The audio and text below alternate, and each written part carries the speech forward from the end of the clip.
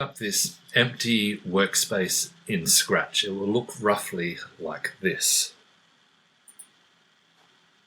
Now, first thing we want to do is to get the parallax of the road moving downwards from the top to the bottom. So what we're going to do is we're going to have the road start here at 0, 0. So if we go click green flag,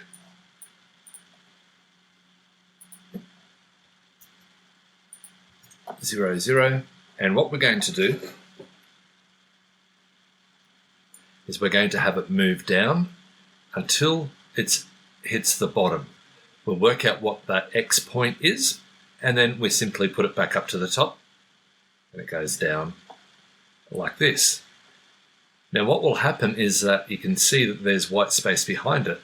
So at the same time that's happening, we need to duplicate this sprite and have that starting from back up here until it's X equals 0, and then that goes back up there. So let's just make a start. Before I do, I'm just going to untick some of those variables. Okay, so we're going to change Y by -5. Inside a loop, let's just do it forever to start with, and I want to see what the Y variable is. So it starts at 0, as we can see here. If we change it by -5, that's going to change until it gets to this point here, -344. So remember that number. We're going to go into repeat until Y, maybe not definitely equals -344, because it can change slightly and that condition may not be true. So what we're going to rather do is say when it gets to less than -343, just one less.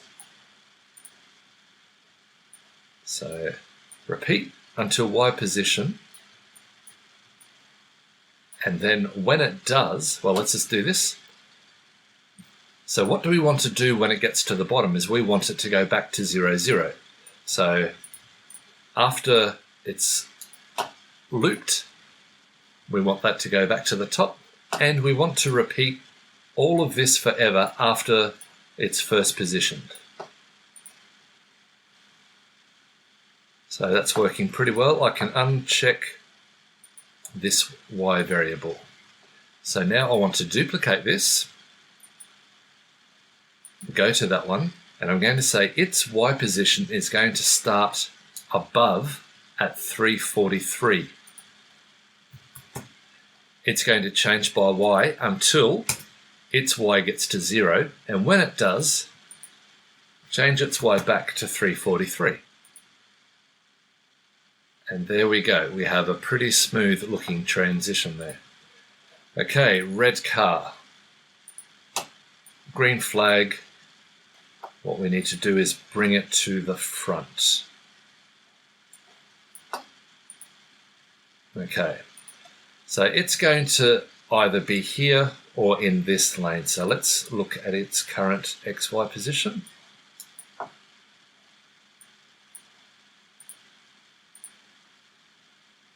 Now what we're going to say is if right arrow pressed, go to that position, but if the left arrow is pressed, we want it to go over to here.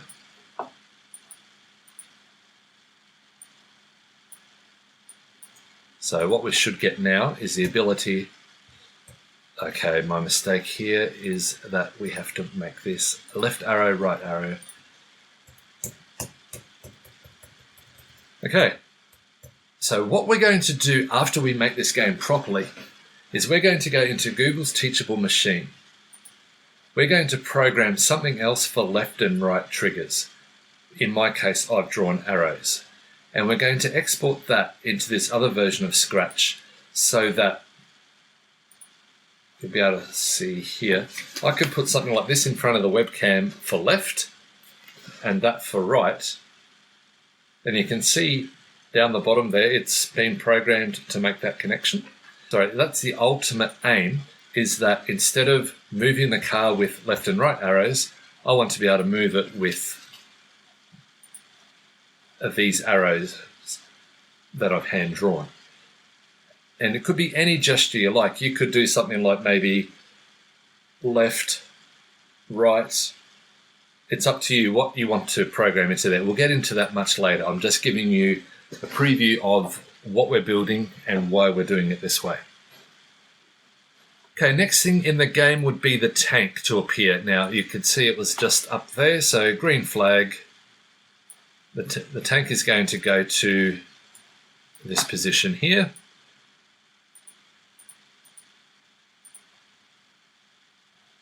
Now, we want the tank to randomly go between this lane or that lane. So I have this variable called random X for road lane. And what I'm going to do is when I start the game, set random X for road lane. I might as well just start it at -35 for now. And then what I could do is I could put that into there, and when I show the tank,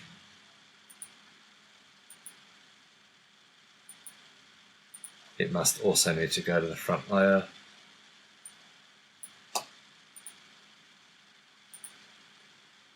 There it is there. So if we set the random road lane to be random 0 or 1. If I click on the green flag, we get 1, 0, random 1 or 0. If it's 1, we'll get an if-else block.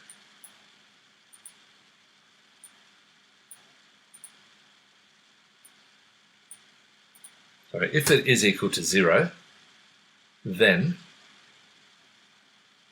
we can set random road lane to -35.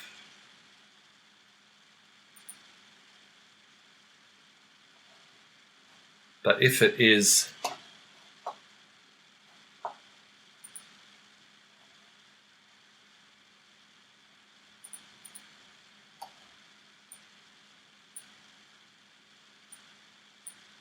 make that 110 if it's the alternative. Set to -110 and then go to there. So let's uncheck them. And all I'm trying to do is get the tank to randomly start in either the left lane or the right lane. So we've done that. Now what we want to do is clone. So first step with the cloning is we'll hide it first, we'll do all of that work, and then we'll create a clone of myself.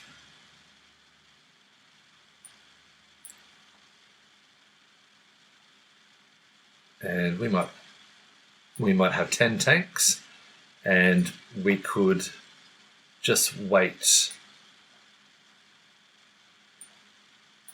say somewhere random between 10 and 30 seconds before the tank shows. Now when it does start as a clone,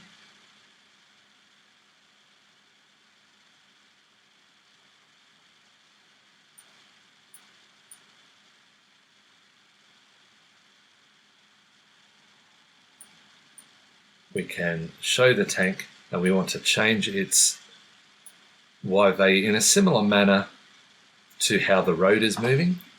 So we can say change Y by -2, I think. We'll do that, and we'll repeat that until the Y position is equal to -140. Let's see if that works.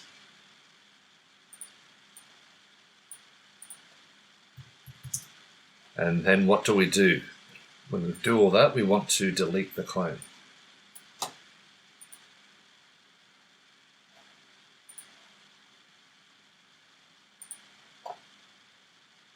Now, for the sake of testing, I'm going to have this come much earlier.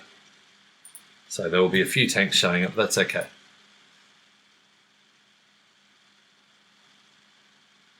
I just want to see that when it gets to the bottom there. I could actually make it go a little bit further. Let's see. Okay, that's pretty good.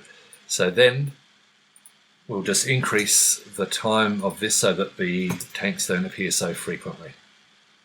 Okay, so what do we do if the tank hits the car? So if touching,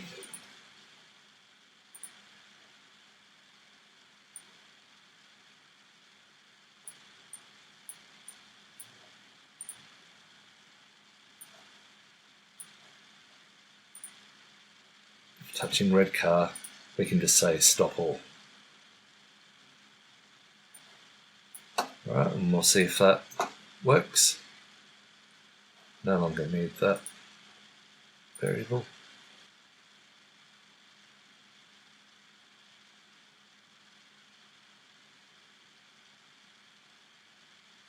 Okay.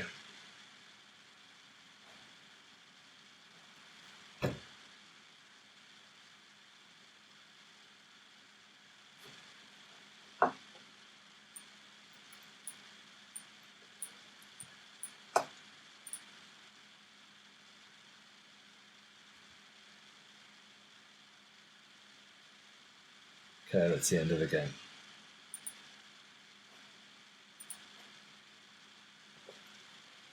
Okay, so we want to avoid that. Now the next thing is that we want to get the petrol, and we need a reason to get the petrol. So if we go back to the car, if you haven't got it on your empty spaces, create a variable called fuel and set it to 40. Now what we want to happen is we want the fuel to drop every second, so that we have to get the fuel, which will go back up by 10 to make the game playable. So there is a built-in timer. So if you check on this, the only problem with it is that it only runs every time you click on the green flag. So what we can do is we can say that if timer gets to 1, then reset the timer. So if timer, so if the built-in timer, let's say, is greater than 1, then reset the timer. And that will happen forever, not just once. And if it does, so let's just check that. So you can see it doesn't quite get to 1. It does, but we can't see it. So then every time it does that, we're going to change fuel by -1. And what should happen now is that our vehicle is losing fuel. So now we're under pressure. So we've got to get fuel, and we've got to avoid the tanks. So what happens when we touch the fuel can? I'll do this on the fuel can.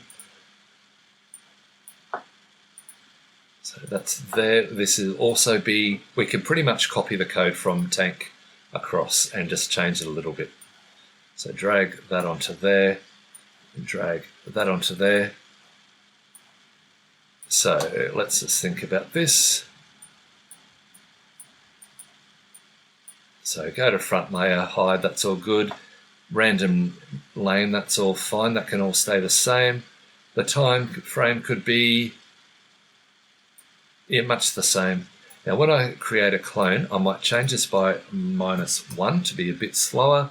And instead of stopping the game when I touch the red car, what I want to do is change fuel by 10 and then delete the clone. Okay, so I'm avoiding tanks, my fuel's going down.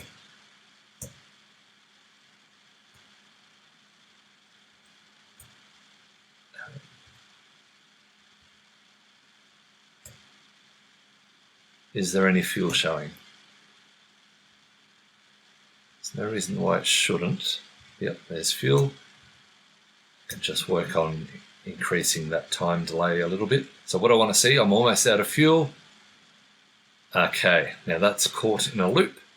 So we could put that under here, and I'm just going to make this somewhere between 5 and 10 seconds. Same with the tank. We can always modify this as we play the game more. So this is still testing. So fuel's going down.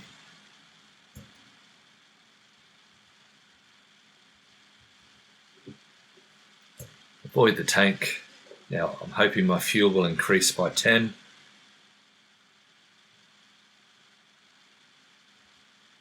Yep, that worked. Okay. Now what happens if the fuel gets to 0? So if fuel gets to 0,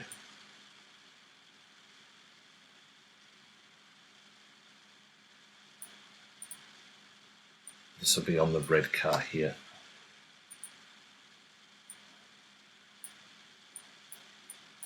If fuel, I'm going to call it less than 1 rather than directly 0. So if fuel gets to less than 1, then end the game. Or stop all for now. Okay, this car, event, looks,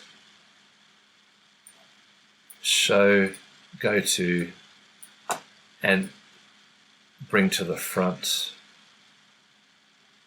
Now this car's really only there so that it looks like you can't change lanes. You'll crash into the wall there, or you'll crash into the car. You could look at making a 2-player game. I'll leave that up to you. Okay, so the game's pretty much done, or we can just add in a few more sound things now. So if we go into sounds for car, we've got drum funky. I'll make that a bit softer, and I will do this in parallel, meaning that when I'm going to actually do it on this sprite over here. That way it's not going to clog up any program. So I don't think we can see this sprite, but we'll just hide it, and we're just going to forever play sound drum funky, and in parallel we're also going to not forever, just once, play sound traffic.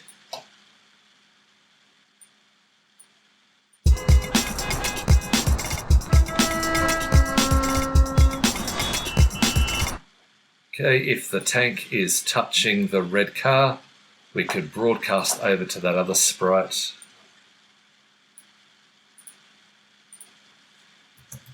Crash, and when I receive crash,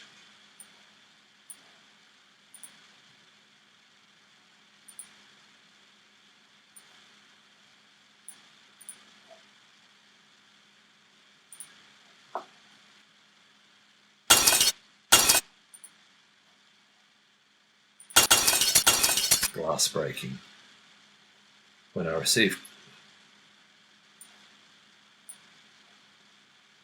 we might find it doesn't get a chance to crash.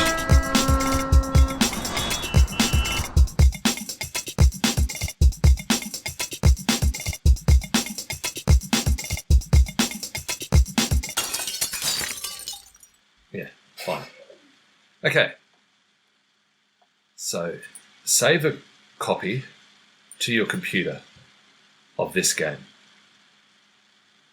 So we've got a version on our computer, so we've got this forever to play as it is. If we break it, doesn't matter. Now we're going to upload a copy to to Stretch 3, which I'll get to in a second. But first of all, we want to go into Teachable Machine.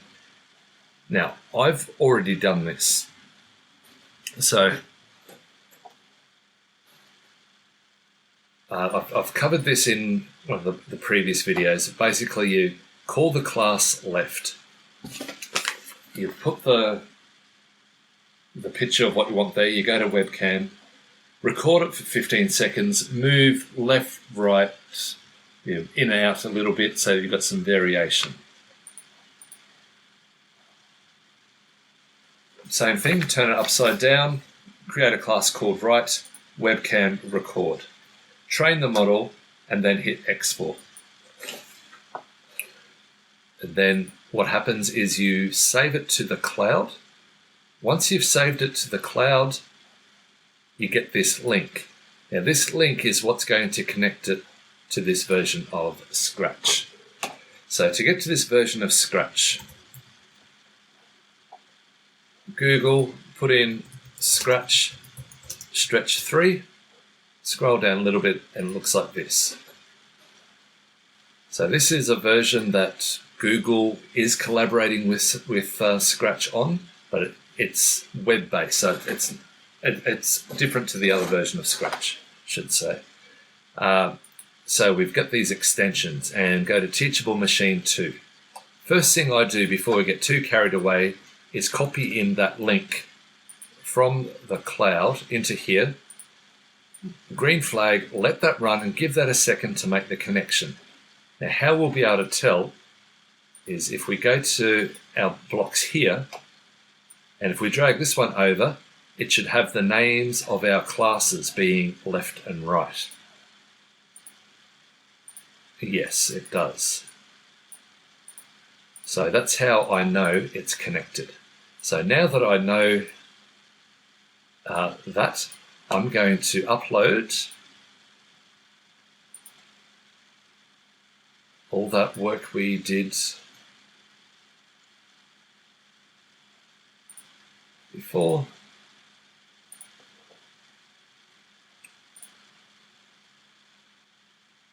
Now this is the game exactly as it was.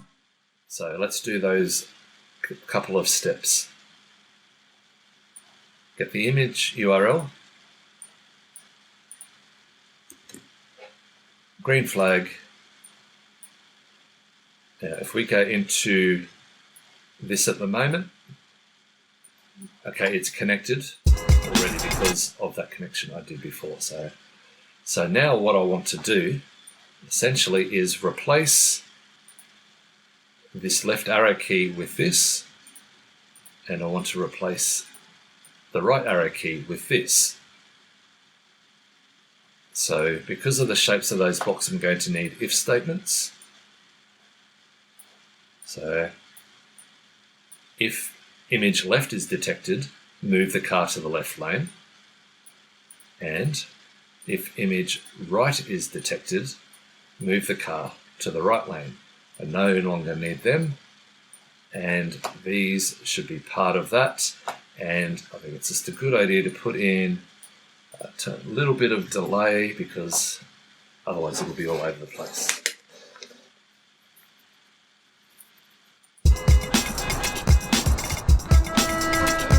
you can't see me move, but this is working. I'm moving my arrow in front of the webcam, and now that I'm past the tank, I'm going to get to the other lane. My fuel's going up, I want to get out of there. So that's working pretty well, except for that last bit. So that's pretty much it. There is a little bit more fine-tuning you can do with the tanks, how often they appear and so forth, but that's pretty much the crux of the game. So it's good to start with simple games like this where you're just moving left and right. And get a good result with that. Get comfortable with how Teachable Machine works, how to upload the data, save it to the cloud, connect it to Scratch. Then just make a few more simple games. And then gradually you can make your games more complex. You can have other triggers, and then you can start exploring the other things that Teachable Machine does without necessarily just playing in gesture control games. There's a whole swag of things it does, but this is a great way to get started. All right, well, I'm going to close this video off. So in the comments will be an empty workspace that gives you just the graphics with no code. I'll also give you a finished version so that if you're not getting the same results, you can see where the problem is. All right, well, thanks for watching, and I'm going to close this off now.